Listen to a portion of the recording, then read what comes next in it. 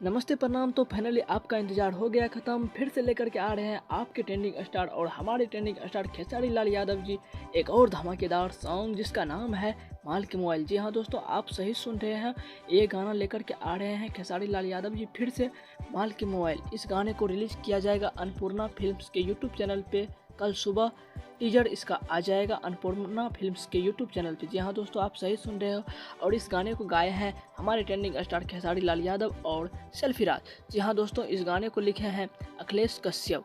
जी हाँ दोस्तों, इस गाने में ज़्यादातर इसका विवाद चल रहा था श्वेता मेहरा से, और श्वेता मेहरा जी इसमें फ्यूचरिंग किया है, जो कि बहुत दिनों से आने की कोशिश कर रहे थे खेसारी लाल यादव के साथ और देखना भी चाहते थे पब्लिक।